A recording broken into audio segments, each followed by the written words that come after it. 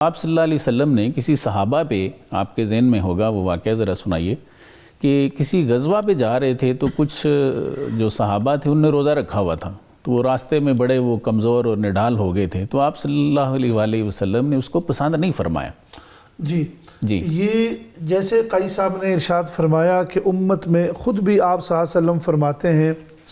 ایک حدیث ہے کہ یسروا ولا تعسروا، لوگوں کے لیے آسانیاں پیدا کرو اور لوگوں کو تنگیوں میں مت ڈالو، بشروا خوشخبری دو اور لوگوں کو نفرت میں۔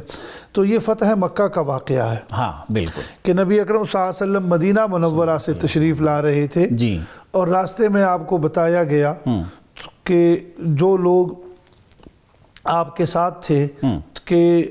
بہت ہی زیادہ وہ پیاس سے بھی نڈال ہو گئے تھے اور خیمے بھی ان سے نصب نہیں ہو رہے تھے، تو نبی اکرم صلی اللہ علیہ وسلم نے خود گلاس کا پانی لیا اور اس کو نوش فرمایا، اور پھر آپ کو بتایا کہ کچھ لوگ ایسے ہیں کہ انہوں نے یہ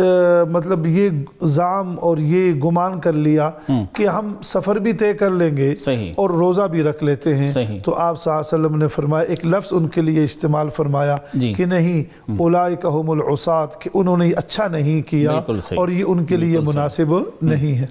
تو یقیناً اگر حالت سفر میں ہے یا اسی طریقے سے جیسے کوئی خاتون ہے، اس کے مسائل پر انشاءاللہ پھر بات کریں گے کہ اگر وہ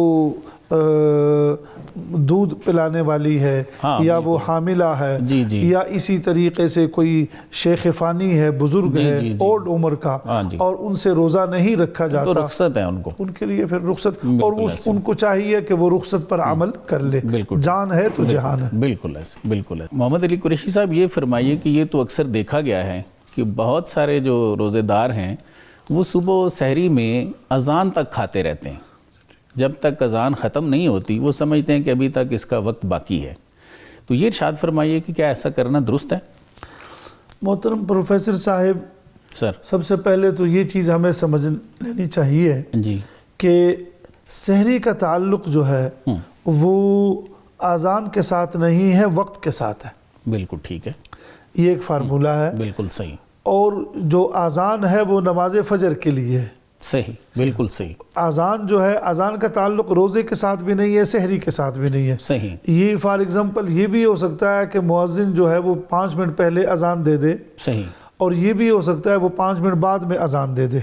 اور وقت داخل ہونے کے بعد وہ وضو کرے، یہ وہ پھر آ کر اذان دے، صحیح۔ تو اس لیے ہمارے ہاں عام طور پر ایسے ہوتا ہے، کسی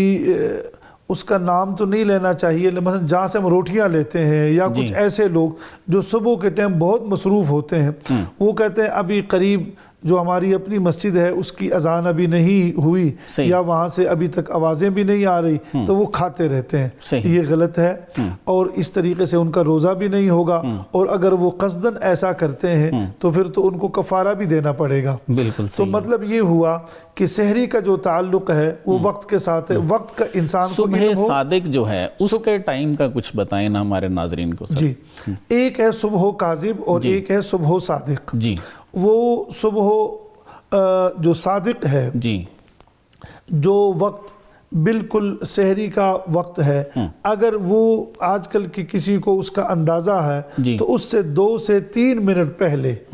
جب وہ وقت داخل ہوتا ہے صبح، اس سے 2 سے 3 منٹ پہلے، تاکہ اس کو کلی کرنے کا بھی کچھ موقع مل جائے اور وہ اپنے روزے کو کیا کر لے، احتیاطاً بند کر لے، یہ سب سے زیادہ مناسب وقت۔ آج کل تو سر کیلنڈر آ گئے نا، آج کل کیلنڈر بھی آ گئے، گھڑی بھی ہے، ٹیلی ویژن بھی ہے۔ جب روزہ بند ہوتا ہے تو اس میں کوئی 1-2 منٹ کا مارجن لیا جا سکتا ہے؟ جب روزہ جو ہے وہ بند ہو جاتا ہے، اگر وہ آپ کو وقت کا تعین کا علم ہے، یعنی افطار کا، تو پھر تو حدیث میں یہ بھی آتا ہے کہ افطار میں جلدی بھی کرو، چونکہ نفس کا اور پیٹ کا بھی انسان کے اوپر، ابھی ہم سحری کی بات کر رہے ہیں۔ اچھا، سحری اس نے بند کرا دیا، سحری اس نے بند کرا دی، اس میں کوئی 1-2 منٹ تاخیر سے اگر کوئی کھا لیتا ہے؟ نہیں، اس میں تاخیر کی کوئی گنجائش نہیں ہے، اور جیسے وہ وقت پورا ہوا اب اگر اس سے وہ 1 یا 2 منٹ آگے نکلتا ہے تو روزہ مکروہ نہیں ہوگا بلکہ ٹوٹے گا۔ مطلب یہ ہے کہ یہ جو کیلنڈروں پہ وقت دیا ہوتا ہے یہ آخری وقت ہوتا ہے، یہ آخری وقت ہوتا ہے، اور اس میں بھی احتیاط، یعنی مطلب یہ ہے کہ اس کو دیکھ لینا چاہیے، اور زیادہ تر جو ناظرین ٹی وی کو یا اس طریقے سے ان کو دیکھتے ہیں اس سے بھی ان کو چاہیے کہ فائدہ اٹھا لیں، جو ملک کا ایک نظام ہے اور ایک وقت ہے اس سے وہ فائدہ اٹھا لیں۔ تو مطلب یہ ہوا کہ سحری جو ہے وہ اس کا تعلق وقت کے ساتھ ہے، اذان کے ساتھ نہیں ہے۔ اچھا، افطاری کا بھی فرمائے نا کہ افطاری جب ہوتی ہے تو بعض لوگ تو پہلی اذان کا بتاتے ہیں کہ جی اس کے ساتھ کھول لیں، بعض لوگ اپنے اپنے مسلک کی اذان کا یا اس کے اعلان کا انتظار کرتے ہیں۔ افطاری کے لیے بھی شرع کا حکم کیا ہے؟ شرع کا حکم بھی یہی ہے کہ سورج، افطاری کا بھی وقت ہے کہ سورج غروب کس وقت پر ہو رہا ہے، جیسے جس وقت پر سورج غروب ہوا تو عام طور پر اذانیں شروع ہو جاتی ہے اس پر۔ میرے خیال میں اس میں کسی مسلک کے ساتھ اس کا تعلق تو نہیں ہے، لیکن جیسے کچھ احباب جو ہے وہ تاخیر سے اذان دیتے ہیں، یہ بات آپ کی ٹھیک ہے، تو وہ لوگ اگر اپنے مسلک کے مطابق اس کا انتظار کرتے ہیں تو ٹھیک ہے، لیکن فقہ حنفی کے مطابق اگر اذان ہو گئی اور اذان مؤذن نے وقت پر دی ہے تو بس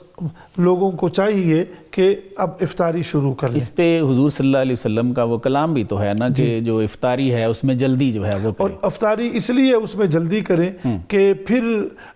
جب آپ نے اللہ کے حکم کو پورا کر لیا، اب پورا کرنے کے بعد مزید اس میں پھر تاخیر کرنا مناسب نہیں ہے۔ اب پیٹ کا بھی آپ کے اوپر حق ہے اور نفس کا بھی آپ کے اوپر حق ہے اور بدن کا بھی اب آپ کے اوپر حق ہے۔ بالکل صحیح، بالکل۔